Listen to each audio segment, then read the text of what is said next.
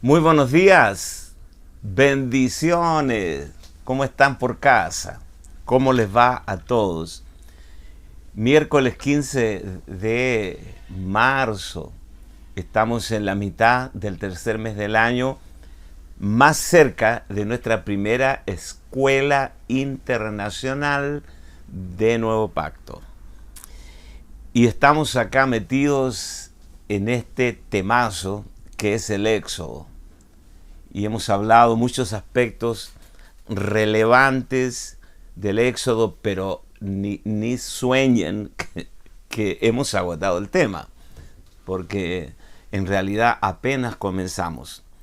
Éxodo es una bolsa de semillas impresionantes de todo el proceso de Dios con nosotros individualmente y de manera corporativa. Porque recuerden que cuando Dios envió a Moisés para hablar con Faraón, le dijo: Israel es mi hijo, mi primogénito. Deja ir a mi hijo para que me celebre fiesta en el desierto. Este es un hijo corporativo, es un tipo de la iglesia. Esta transición de entendimiento natural a espiritual, entender lo individual y entender lo corporativo por encima del individualismo, es en lo cual Dios está trabajando en cada uno de nosotros. El Cristo corporativo. Y todas las experiencias personales que tanto disfrutamos apuntan a la edificación de la iglesia. Si tu crecimiento, tu experiencia personal con Cristo no suma a lo corporativo, no suma a la edificación de la iglesia, no se cumple el objetivo, señores. Hoy estamos en la lección número 13. Un saludo para todos los que nos están enviando saluditos. Muchas gracias. Gracias. Saludamos la gente del norte, de La Serena, de Vallenar, de Temuco, de Puerto Montt. Nos saludan de México, de Querétaro, wow, de Colombia, de muchos países de Hispanoamérica. Eso a mí es como un fertilizante para mí. Me da muchas ganas de seguir trabajando en esta tarea porque hay corazones hambrientos de la palabra de Dios. Esta clase le hemos llamado la manera en que Dios nos guía. Recuerden que la salida de Egipto nunca fue iniciativa de Israel, ni siquiera de Moisés ni de Aarón. Dios inició todo, absolutamente. De la misma manera que Dios nos congrega. Cuando nos congregamos, como dice el libro de Hebreos, no dejando de congregarnos, como algunos tienen por costumbre, en realidad Dios inicia la acción de congregarnos. Él toca las trompetas de plata como lo hacían en el viejo pacto, y las trompetas de plata era para reunir al pueblo en una santa convocación. El Espíritu Santo nos congrega, porque cuando nos vamos a congregar, libramos todas las batallas que tú puedes imaginar, y Dios nos liberta para congregarnos. Él nos liberta de las múltiples responsabilidades que tenemos y nos liberta para que nos congreguemos. En este caso de Israel, Dios sacó a Israel de Egipto. Él abrió el Mar Rojo. Él envió las plagas. Él subyugó el poder de Faraón. Él dominó la voluntad de los egipcios, de tal manera que ellos prácticamente les gritaban en su propia cara: lárguense de aquí, porque acaba de morir el primogénito. Eso fue muy, muy duro. Entonces ellos le decían: lárguense de acá. Dios sujetó todo bajo su autoridad, sometió todo, el ambiente quedó sometido para que Israel pudiera salir. Y una vez que salieron y cruzaron el Mar Rojo, fue la nube de gloria y la llama de fuego quien los guió.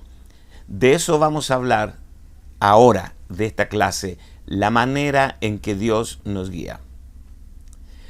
Les acompañó a ellos por 40 años los huesos de José. Y los huesos de José representan la resurrección. Porque José, antes de morir, hizo jurar a sus hijos que no dejarían sus huesos en Egipto. José fue embalsamado, dice la Escritura, y transportaron sus huesos hasta la tierra prometida. Y eso habla de el poder de la resurrección. Cuando nosotros hemos resucitado juntamente con Cristo y operamos en el poder de la resurrección, inmediatamente, amados, inmediatamente experimentamos la guianza de Dios.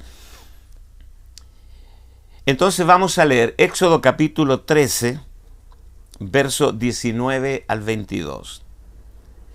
Tomó también consigo Moisés los huesos de José, el cual había juramentado a los hijos de Israel, diciendo: Dios ciertamente os visitará, y haréis subir mis huesos de aquí con vosotros. Y partieron de Sucot y acamparon en Etam, a la entrada del desierto. Y Jehová iba delante de ellos de día en una columna de nube para guiarlos por el camino, y de noche en una columna de fuego para alumbrarles, a fin de que anduviesen de día y de noche. Extraordinario. Nunca se apartó de delante del pueblo la columna de nube de día, ni de noche la columna de fuego. Amados, el hecho de que la columna de nube y la columna de fuego se mencionen en relación a los huesos de José, está hablando de los huesos de José, e inmediatamente menciona la nube de día y la llama de fuego de noche. Esto indica que la dirección viviente de Dios está relacionada con la vida de resurrección. Hemos experimentado todos nosotros esta nueva vida en Cristo, esta resurrección en nuestro espíritu. Él os dio vida a vosotros cuando estabais muertos. Él os dio vida juntamente con Cristo. Colosenses capítulo 2, verso 13, dice: y a vosotros, estando muertos en pecado y en la incircuncisión de vuestra carne, os dio vida juntamente con Él, perdonándoos todos los pecados. Saltamos a Efesios 2:1. Y Él os dio vida a vosotros cuando estabais muertos en vuestros delitos y pecados. Como dije, cuando nos movemos en la vida de resurrección, espontáneamente Dios nos guiará. Mucha gente hoy busca la voluntad de Dios, quiere saber la perfecta voluntad y lo desean sinceramente y buscan su guianza, su dirección.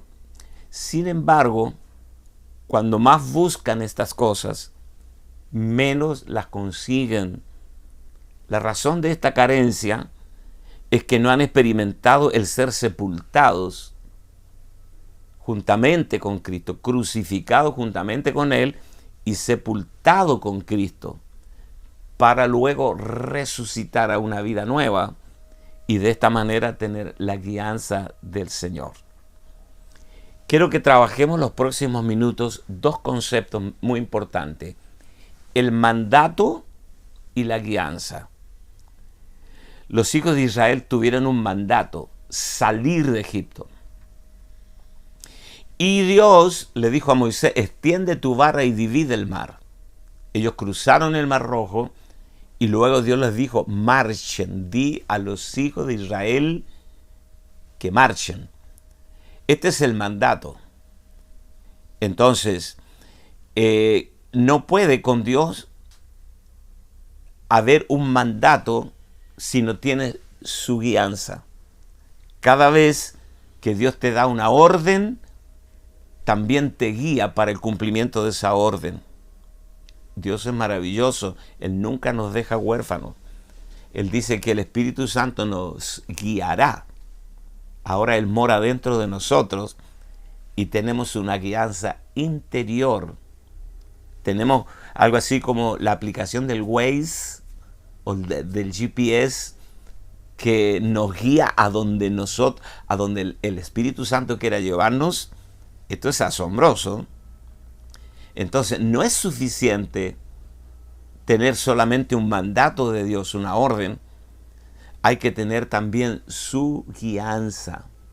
La guianza, amados, hoy se hace más importante que nunca.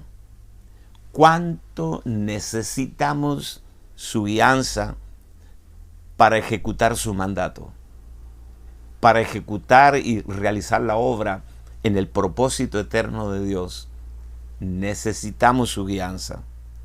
Para edificar a los santos, para la obra del ministerio, para la edificación de la iglesia, para el cumplimiento de la gran comisión, necesitamos su guianza. Israel estaba listo para salir de Egipto. No obstante, como lo aclaran los últimos versículos del capítulo 13, y lo vamos a leer, tomó Moisés los huesos de José, inmediatamente les proveyó la nube,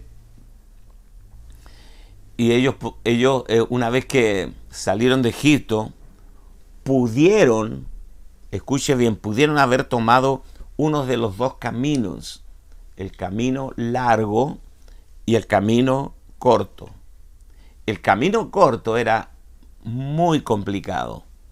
Se encontraban allí los filisteos y se encontraban campamentos y se encontraban grupos de soldados destacados protegiendo las fronteras de Egipto. Es decir, ellos tenían que cruzar por el camino más corto, pero tenían que enfrentar la guerra y ellos no estaban preparados para la guerra. No obstante, el camino que ellos debían tomar no dependía de ellos. Ellos fueron llevados, guiados por el Espíritu, guiados por la nube hasta las riberas, hasta la playa, si se quiere llamar, del Mar Rojo, encerrados y encajonados. Así lo guió el Señor a los israelitas. No dependía ni siquiera de Moisés ni de Aarón. Dios los llevó allí. Dependía solamente de la dirección de Dios. La nube de gloria se dirigió hacia allá y fueron guiados hasta allá.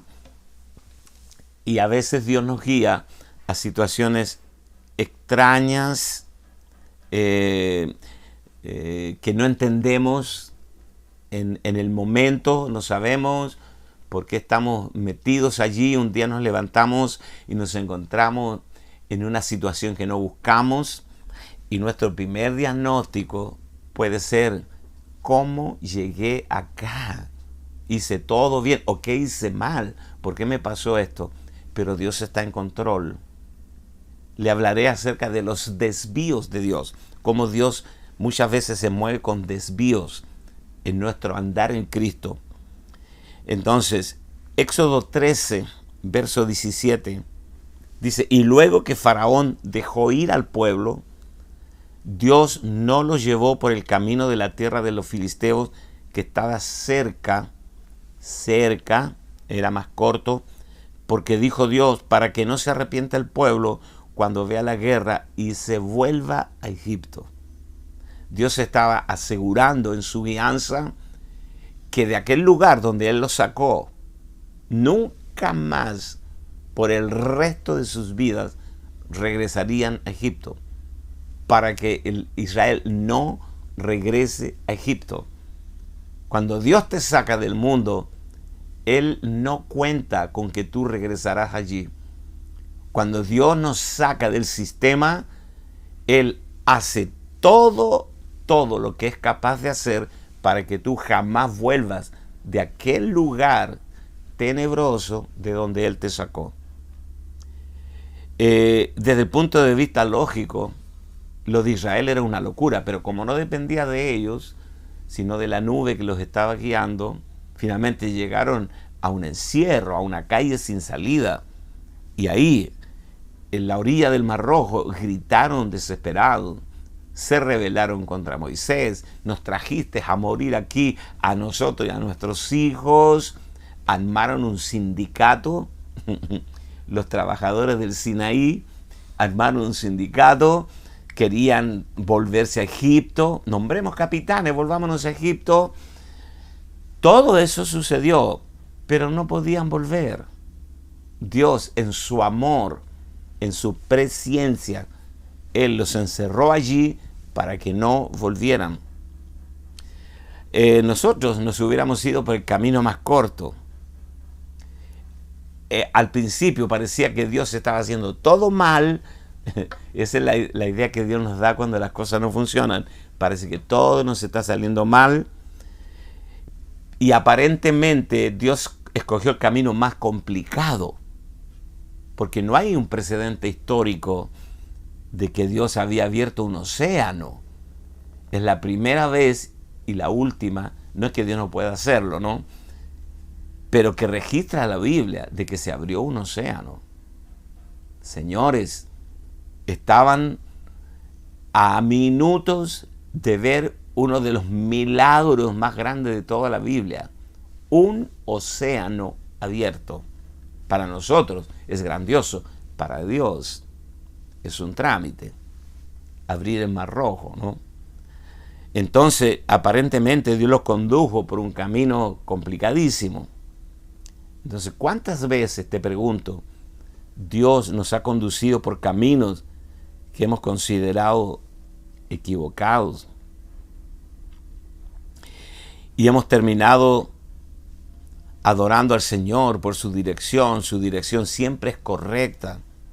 Podemos esperar ser conducidos de una manera directa, fácil, pero en lugar de esto, Dios nos conduce a tomar caminos complicados, lo que llamamos los desvíos de Dios.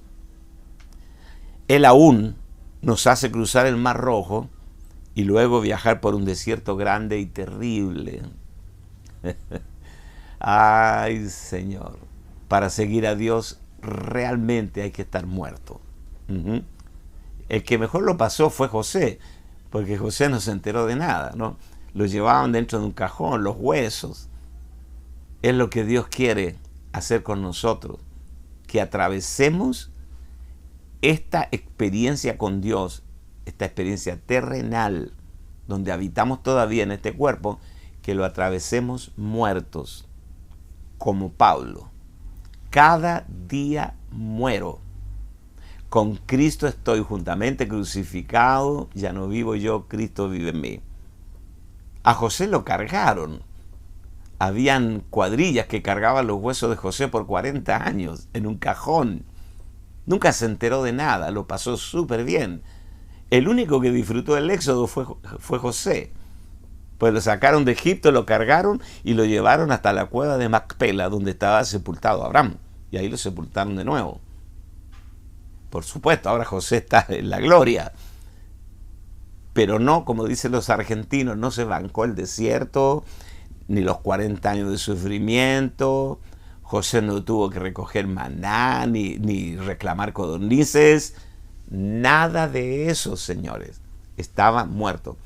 Qué extraordinario es que Dios desea que nosotros crucemos nuestro desierto completamente muertos, juntamente con Cristo. Ahora, veamos esto de los desvíos a los que Dios nos expone.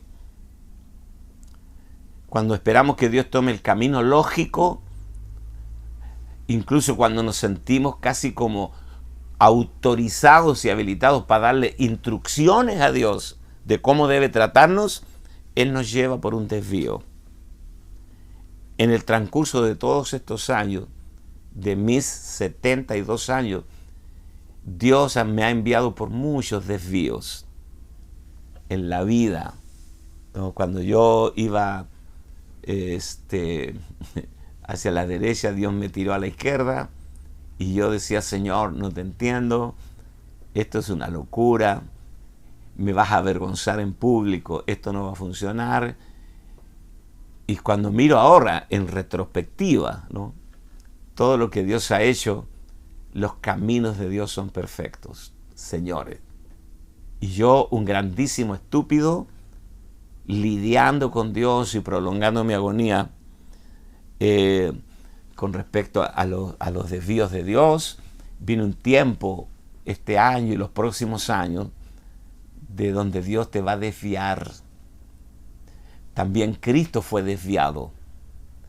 Dice la Escritura que le era necesario pasar por Samaria, ¿no?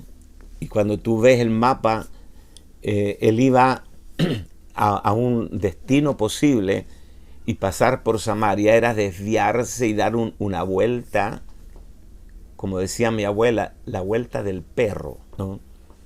Una vuelta sin sentido. Pero cuando tú lees la conversación que tuvo Jesús en el pozo de Jacob con la samaritana, y lo que pasó en Sicar, que una ciudad entera se entregó a Cristo, tú dices, wow, eso yo no lo estaba viendo al principio. Entonces, mi palabra para ti esta mañana es: gózate en el Señor cuando parezca que todo perdió rumbo, que perdiste el control, porque en el desvío, cuando tú vas en tu camino, tú tienes un plan, un programa, tú tienes todo previsto, tú tienes todo calculado, tú tienes un plan B por si falla el plan A. Pero en tu camino, cuando Dios te desvía, no hay una previa, no hay una preparación. Cuando Dios te desvía por el camino de Él y te encuentras frente a un mar rojo cerrado completamente, y te encuentras en una posición potencialmente gloriosa, donde vas a ver por primera vez niveles de gracia y de unción de Dios a tu favor. Ahí, mientras tú no veas, tú entras en un mundo de interrogantes. ¿Por qué a mí? ¿Por qué yo? ¿Cómo me pasó? ¿Cómo llegué acá? ¿Cómo fui tan estúpido? Todo lo que decimos en esos momentos, cuando no vemos nada. Pero cuando Dios comienza a manifestar su plan, ¿ves? Te das cuenta, porque también Dios te lleva por un desvío. Israel no había nada que podía hacer, pero Dios les abrió el mar rojo. Ahí, cuando depende solamente del poder infinito de Dios, es como que Dios te deja en las orillas del mar rojo y te dice: ahora te tengo donde quería tenerte, para que dependas de mí, no de tu sabiduría, no de tu experiencia, no de tus ahorros en el banco, no de tu experiencia, digamos, ¿no? Como lo prediqué hace muchos años, lo que viene ahora para la iglesia a nivel mundial, este reto es completamente nuevo. Entonces, tu pasado no podrá protegerte. Tu experiencia, tu sapiencia no te podrá ayudar. El poder de Dios actuando a tu favor te llevará donde tu razón no podrá acompañarte. Aquí es donde se nos caen todas las soluciones humanas. Porque yo te pregunto esta mañana, ¿qué haces tú cuando no hay nada que puedas hacer? Esa era la condición de Israel. ¿Qué haces tú cuando no hay nada que tú puedas hacer? Ahora, la gloria manifiesta de Dios en la nube de día y la llama de fuego de noche, la encontramos en Éxodo capítulo 13, versos 21-22. Y Jehová iba delante de ellos de día en una columna de nube para guiarlos por el camino, y de noche en una columna de fuego para alumbrarles, escuchen, a fin de que anduviesen de día y de noche. Es decir, que la nube mutante que cambiaba, era la misma nube que se transformaba en una llama de fuego, les proveía luz en la noche, de manera que la llama de fuego transformaba las noches en días. Y de esta manera la ventaja de Israel sobre sus enemigos es que Israel podía viajar de noche y de día de la misma manera. Los ejércitos naturales, los ejércitos, las tribus merodeadoras y de asaltantes solo se movían de día, porque de la noche no veían ni las manos, pero Israel tenía luz de noche, lo mismo que de día. Y dice, de manera, a fin de que anduviesen de noche y de día. Nunca se apartó de delante del pueblo la columna de nube de día, ni de noche la columna de fuego. Wow. Es decir que a Israel le daba lo mismo el curso del sol. Ellos nunca estuvieron preocupados de que el sol iba, no, tenemos que hacerlo rápido porque se va a oscurecer. Nunca se oscureció para ellos. Qué cosa extraordinaria.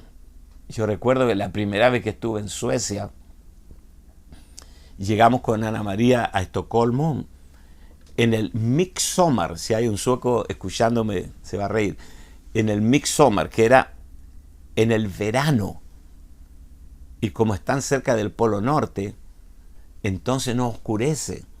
Y nosotros estábamos con el pastor Hurtado, chileno, que ya partió con el Señor. Estábamos conversando, eran las 3:30 de la mañana. Y claro, por las ventanas se veía que era de día. Y el pastor me dijo, creo que es hora de ir a dormir, porque son las 3:30 de la mañana. Le digo, ¿cómo? Si está de día. No, me dice, aquí no anochece en verano. Entonces me acordé del pueblo de Israel. Ahora, la nube de día representa al Espíritu Santo, a Cristo. Y el fuego representa la palabra de Dios, el cual nos da luz. ¿Ves? Hay momentos cuando tú te basta con la nube, ¿no? La nube, porque tu Espíritu Santo, el Espíritu morando en ti, te da claridad con respecto a todo, ¿no? Y también de noche el fuego del Espíritu Santo, la luz que ilumina. En segunda de Pedro, Pedro explica esto de una manera magisterial, como un magisterio. Dice, tenemos también la palabra profética más segura, a la cual hacéis bien en estar atentos como a una antorcha que alumbra el lugar oscuro. Seguramente Pedro estaba pensando en la llama de fuego. Hasta que el día amanezca o esclarezca y el lucero de la mañana, Cristo, salga en nuestros corazones. Lo que Pedro está diciendo es algo glorioso, extraordinario. Disfruten, amen la palabra de Dios. Miles de años después del Éxodo y de los 40 años de peregrinación por el desierto, miles de años después, Pedro escribe esto. Dice, ahora tenemos la palabra profética mucho más segura, porque el cumplimiento de las profecías, que es Cristo, ya vino. O sea, el cumplimiento ya se ha realizado. Recuerden lo que Jesús dijo en Nazaret, en la sinagoga, cuando leyó Isaías 53. Hoy se ha cumplido esta escritura delante de vosotros. Y querían matarlo, porque Él es el cumplimiento. El cumplimiento de los salmos. Jesús dijo, los profetas y los salmos hablaron de mí. El cumplimiento de todas las escrituras es Cristo. Y como Cristo ya vino, Pedro dijo, tenemos las palabras proféticas más seguras ahora, porque Cristo ya vino, la cual hacéis bien en estar atentos, como a una antorcha que alumbra el lugar oscuro hasta que el día amanezca y el lucero de la mañana resplandezca en vuestros corazones. Lo que está diciendo el apóstol Pedro es que hoy día esa nube que estuvo por 40 años sobre las cabezas de los israelitas, esta nube mutante que en la noche mutaba en una llama de fuego, ahora no la tenemos sobre nuestras cabezas, sino en nuestro corazón. Cristo. Dice, hasta que el lucero de la mañana, Cristo, resplandezca en vuestros corazones. ¡Wow! Esta columna que nos guía hace que las noches se transformen en días. El apóstol Pablo, hablándole a los tesalonicenses, en el capítulo 5, del verso 4 al 8, mas vosotros, hermanos, no estáis en tinieblas para que aquel día os sorprenda como ladrón, porque todos vosotros sois hijos de luz e hijos del día. No somos de la noche ni de las tinieblas. Por tanto, no durmamos como los demás, sino velemos, seamos sobrios. Pues los que duermen de noche duermen, y los que se embriagan de noche se embriagan. Pero nosotros que somos del día, de día, seamos sobrios, habiéndonos vestido con la coraza de fe y de amor, y con la esperanza de salvación como yelmo. Aquí habla de la noche y de los días. En algún tiempo atrás expliqué algo que quiero repetirles antes de concluir esta clase. Amados, cuando una persona se convierte a Cristo, las noches de esa persona son muy largas y los días son muy cortitos. En realidad, para una persona nueva, el día puede durar las 2 horas que dura la reunión, la casa iglesia o el culto del domingo. Ahí está de día porque escucha las alabanzas, la oración de los santos. Entonces siente que el ambiente lo ilumina, lo bendice. Regresa a casa y vuelve a la noche. Entonces las noches son muy largas y los días son muy cortos. Pero en la medida que esa luz comienza a crecer en nosotros, los días se van alargando y las noches se van acortando. En una persona más madura en Cristo, las noches son más cortas y los días son más largos. Hasta que llegamos a un momento en que habitamos plenamente en la luz. Porque el camino de los justos es como la luz de la aurora. Va de aumento en aumento hasta que el día es perfecto. Y Pablo le escribe a los hermanos de Colosas, una iglesia que fundó Epafras, y les escribe y les dice, ustedes no son hijos de la noche, son hijos del día. Tienen la naturaleza lumínica. No tienen que andar en tinieblas. No crea usted que la nube de gloria y la llama de fuego son artefactos o elementos históricos. No, esconden verdades espirituales profundas para nosotros. Son cosas profundas que vamos experimentando diariamente. La gente vive en depresión, vive en amargura, se suicidan. Qué terrible. Viven en divorcios. Tienen muchas cosas materiales, pero no tienen paz ni gozo. ¿Por qué? Porque están en tinieblas. Pero nosotros, que somos hijos del día, no de la noche. ¿Ves? Y cuando tú lees el libro de Génesis, en el primer capítulo, y concluyo con esto, esta es la guinda sobre la torta.